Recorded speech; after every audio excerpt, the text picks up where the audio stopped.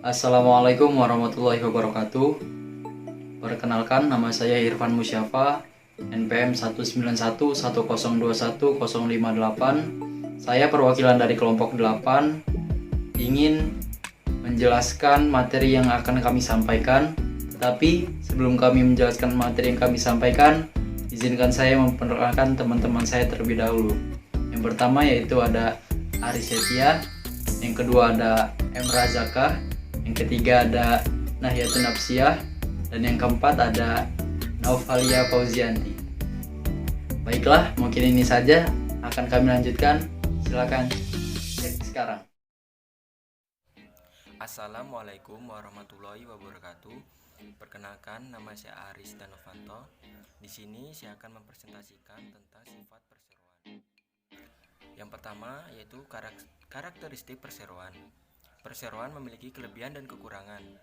Kelebihan perseroan adalah yaitu entitas hukum yang terpisah dari individu yang mendirikan, memiliki jumlah dalam modal besar dan mudah berpindah, liabilitas terbatas, dan umur usaha ekonomi yang panjang.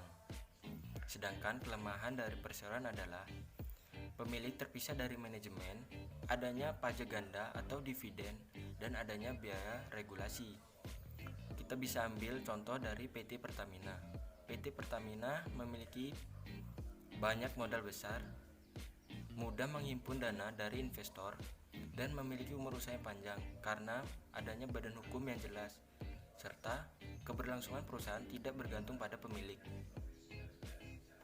Berikutnya yaitu mendirikan perseroan di Indonesia.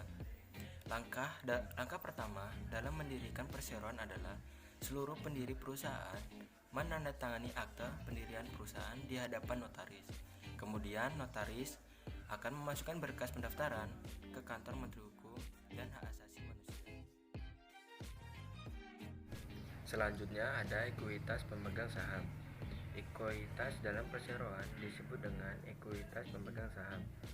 Ada dua sumber utama ekuitas pemegang saham, yaitu modal yang diinvestasikan ke perseroan oleh para pemegang saham dan dari laba neto yang ditahan dalam bisnis atau disebut dengan saldo laba. Modal yang diinvestasikan oleh para pemegang saham akan dicatat dalam akun-akun terpisah untuk masing-masing kelas saham. Saldo laba menunjukkan akumulasi laba neto perseroan yang belum dibagikan kepada para pemegang saham sebagai dividen. Dividen adalah pembagian laba perusahaan kepada para pemegang saham.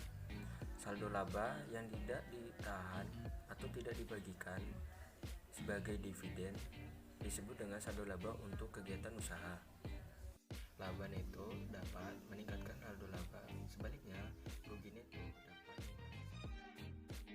kenaikan dan penurunan neto dalam saldo laba dalam suatu periode tertentu dicatat dengan menggunakan jurnal sebagai berikut. Yang pertama, saldo dalam ikhtisar laba rugi dipindahkan ke dalam saldo laba. Dan yang kedua, saldo prive atau dividen dipindahkan ke dalam saldo laba. Kebanyakan perusahaan tidak membagikan laba netonya untuk dividen, sehingga laba normalnya memiliki saldo kredit.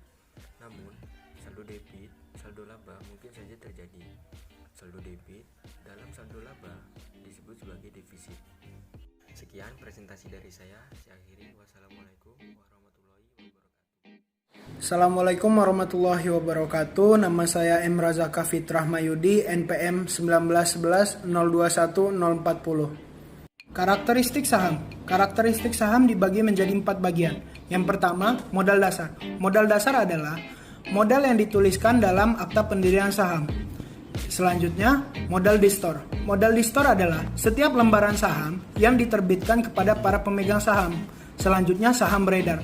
Saham beredar adalah sisa saham yang berada dalam kepemilikan para pemegang saham. Yang terakhir, nilai pari. Nilai pari adalah jumlah yang ditempatkan ke setiap lembaran saham.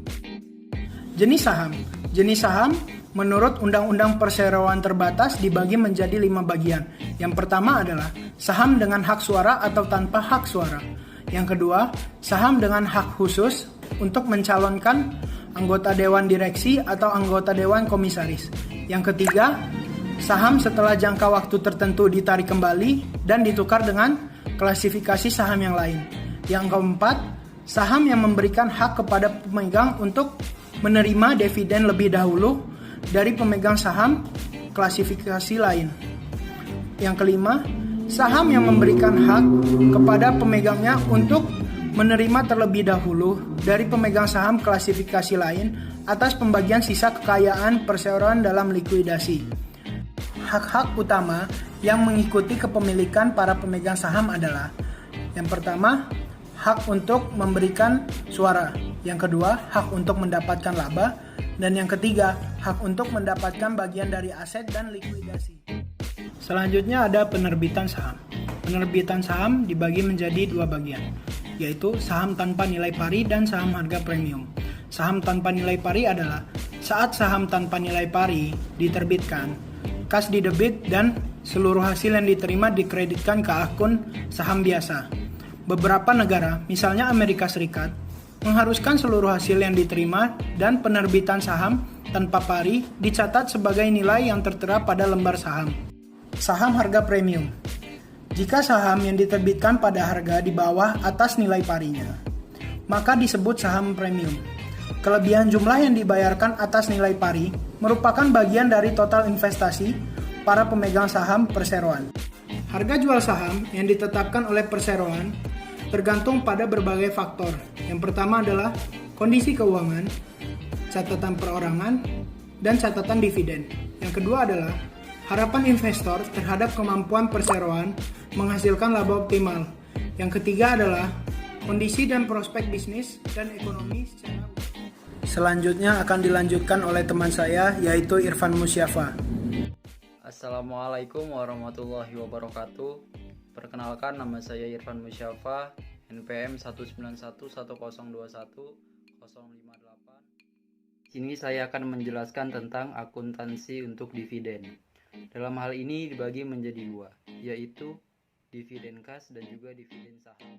Kemudian, apa yang dimaksud dengan dividen kas? Secara sederhana, dividen kas merupakan pembagian laba secara tunai yang dilakukan oleh perseroan kepada para pemegang saham.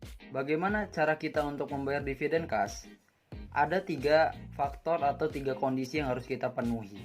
Yang pertama yaitu jumlah saldo laba yang memadai, yang kedua yaitu jumlah kas yang memadai, dan yang ketiga yaitu tindakan formal yang dilakukan oleh dewan direksi. Dividen tambahan juga bisa kita bayarkan ketika perseroan mengalami laba yang lebih tinggi dari biasanya. Terdapat 3 tanggal pada pengumuman pembagian dividen, yaitu apa saja?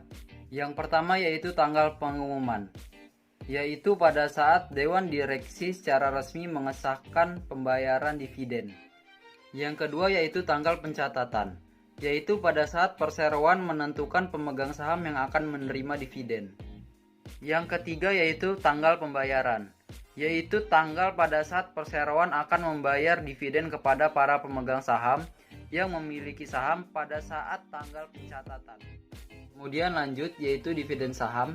Apa itu dividen saham? Dividen saham merupakan pembagian lembar saham kepada para pemegang saham. Dividen saham hanya memengaruhi ekuitas para pemegang saham. Dividen saham juga tidak mengubah aset, liabilitas, dan total ekuitas pemegang saham perseroan. Dividen saham juga tidak mengubah jumlah bagian kepemilikan pemegang saham dalam perseroan.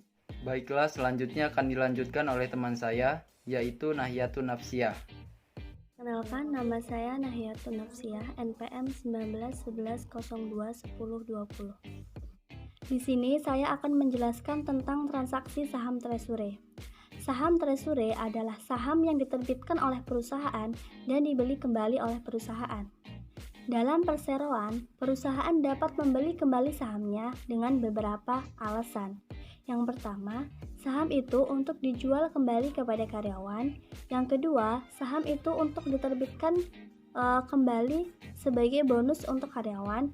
Yang ketiga, saham itu digunakan untuk mendukung nilai pasar saham. Di Indonesia itu sendiri, perseroan dapat mengakuisisi kembali sahamnya dengan beberapa persyaratan. Yang pertama, persetujuan untuk mengakuisisi kembali saham disetujui oleh rapat umum para pemegang saham. Yang kedua, harga nominal untuk saham treasury tidak boleh lebih dari 10% dari jumlah ekuitas perseroan. Yang ketiga, perseroan hanya dapat memegang saham treasury selama 3 tahun. Setelah 3 tahun, maka perseroan harus menjual kembali sahamnya. Yang keempat, harga untuk mengakuisisi saham treasury harus lebih rendah daripada harga transaksi sebelumnya. Di sini, saya juga akan menjelaskan bagaimana cara membuat jurnal umum untuk transaksi saham treasury. Misalnya gini, perseroan melakukan transaksi pembelian saham biasa sebanyak 1000 lembar dengan harga 45.000. Maka, jurnal umumnya kita cukup mendebit akun saham dan mengkredit akun kas. Untuk nominal saham, kita cukup kaliin 1000 lembar dikali dengan 45.000. Jadi total sahamnya itu 45 juta. Jadi jurnal umumnya itu kita mendebit akun saham treasury sebesar 45 juta pada kas sebesar 45 juta. Selanjutnya, perseroan melakukan transaksi penjualan kembali saham sebanyak 600 lembar dengan harga 60.000. Maka jurnal umumnya itu kita mendebit akun kas dan mengkredit akun saham treasury dan premi saham treasury. Untuk nominal kasnya itu kita cukup kaliin berapa banyak yang akan kita jual dikali dengan harganya. Jadi 600 dikali 60.000 hasilnya 36 juta. Untuk saham treasury itu kita cukup mengalihkan berapa banyak saham yang akan kita jual dikali dengan harga awal ketika kita membeli saham tersebut. Jadi kita kaliin 600 lembar dikali 45.000, hasilnya 27 juta. Untuk premi saham treasury, kita mengalihkan berapa banyak yang akan kita jual dikali dengan selisih harga awal ketika kita membeli dan ketika kita menjual saham tersebut. Jadi selisihnya itu 60.000 dikurang 45.000, sisanya masih 15.000. 15.000 ini kita kaliin dengan berapa banyak yang akan kita jual. Yang akan kita jual tadi kan 600. Jadi kita kaliin 600 sama 15.000, totalnya 9 juta. Jadi jurnal umumnya itu akun kas sebesar 36 juta dan akun yang dikredit itu ada saham treasury sebesar 27 juta dan premi saham treasury sebesar 9 juta. Kemudian perseroan melakukan transaksi kembali dengan menjual sisa dari saham treasury. Tadi awalnya kita membeli 1000, kemudian dijual 600 lembar, sisanya masih 400 lembar. Nah, 400 lembar ini sama perseroan dijual dengan harga 40.000. Nah, untuk jurnal umumnya itu kita mendebit akun kas dan premi saham treasury dan mengkredit akun saham treasury. Untuk nominal kasnya itu sama seperti tadi, kita mengalihkan 400 lembar dikali harganya 40.000, jadi menjadi 16 juta. Untuk premi saham treasury sama, kita mengalih berapa banyak yang akan kita jual dikali dengan selisih antara harga ketika kita membeli sama harga ketika kita menjual saham. Jadi kita kurangi 45 juta dikurangi 40 juta masih 5.000. 5.000 itu kita kaliin 400 lembar, hasilnya 2 juta. Untuk saham treasury sama seperti tadi, kita kaliin berapa banyak yang akan kita jual dikali dengan harga awal kita membeli saham. Jadi 400 kita kaliin 45.000, hasilnya 18 juta. Jadi jurnal umumnya itu akun kas sebesar 16 juta, premi saham treasury sebesar 2 juta, dan mengkredit akun saham treasury sebesar 18 juta. Kemudian, saya akan menjelaskan laporan ekuitas pemegang saham. Itu ada dua, yaitu laporan ekuitas pemegang saham di laporan posisi keuangan sama pelaporan saldo laba. Untuk laporan ekuitas pemegang saham di posisi keuangan, di laporan posisi keuangan itu ada dua metode yang digunakan. Yang pertama, untuk akun-akunnya itu kita dengan metode pertama itu kita menyebutkan jenis-jenis sahamnya, kita sebutin. Misal gini, akun saham preference, kemudian premi saham preference kita jumlahin, kemudian saham biasa terus sama premi saham biasa kita sebutin totalnya berapa. Nanti total itu kita tambahin sama premi saham treasury. Nanti total semua itu akan menjadi total ekuitas total ekuitas yang disetorkan. Kemudian total ekuitas yang disetorkan tadi kita tambahin sama laba neto, nanti totalnya nanti akan kita kurangi sama saham treasury. Nah, nanti itu akan menjadi total ekuitas pemegang saham. Kalau metode kedua, kita menyebutkan akun sahamnya. Misal saham preference sebesar berapa, saham biasa sebesar berapa, kemudian untuk premi sahamnya itu kita jadiin satu. Untuk premi saham preference, premi saham biasa sama premi saham treasury itu kita totalin jadi satu. Kita nanti jumlahin sama saham preference sama saham biasa. Total semuanya nanti itu akan menjadi total ekuitas yang disetorkan. Nanti sama seperti metode yang pertama, total ekuitas yang disetorkan tadi kita jumlahin sama laba neto. Nah, totalnya nanti kita kurangi sama saham treasury, akan menjadi total ekuitas pemegang saham. Nah, kalau untuk pelaporan saldo laba, kita bisa ketika ada perubahan saldo laba, kita bisa menulisnya dalam laporan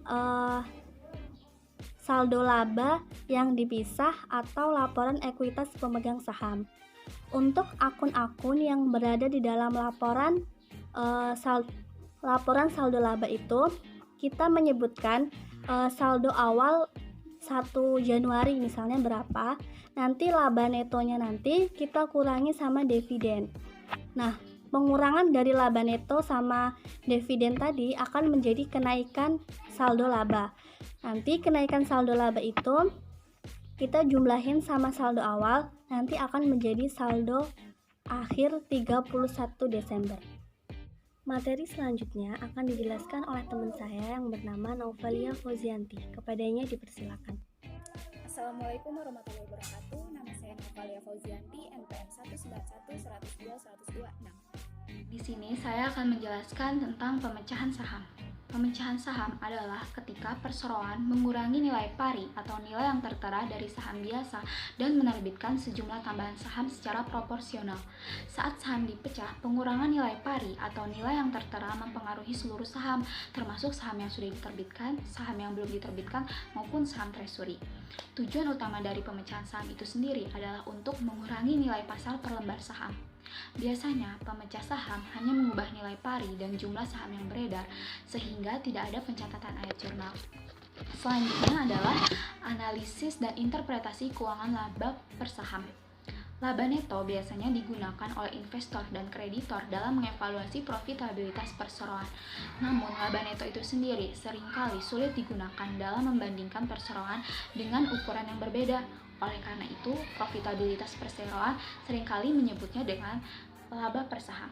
Laba per saham dapat dihitung dengan menggunakan rumus laba neto dikurang dengan dividen saham preferen dibagi dengan jumlah rata-rata saham biasa yang beredar. Sebagai contoh, di sini terdapat laporan keuangan dari Google, di mana laba neto pada tahun pertama terdapat sebesar $9.737.000 dan pada tahun kedua sebesar $10.737.000. Sedangkan jumlah rata-rata saham biasa yang beredar pada tahun pertama adalah 322.778 lembar dan pada tahun kedua sebesar 327.213 lembar, sehingga menghasilkan laba per saham pada tahun pertama sebesar $30.17 dan pada tahun kedua sebesar 32,81 lembar. Dapat dilihat bahwa Google tidak memiliki saham preferen yang beredar, sehingga tidak ada dividen saham preferen yang harus dikurangkan dalam menghitung laba per saham tersebut. Seperti ditunjukkan dari perhitungan di atas, laba per saham Google meningkat dari tahun pertama ke tahun kedua. Pada tahun pertama dari $30.17 meningkat menjadi 32,81 dolar di tahun kedua. Peningkatan laba per saham tersebut biasanya menunjukkan tren yang menguntungkan. Sekian penjelasan dari saya.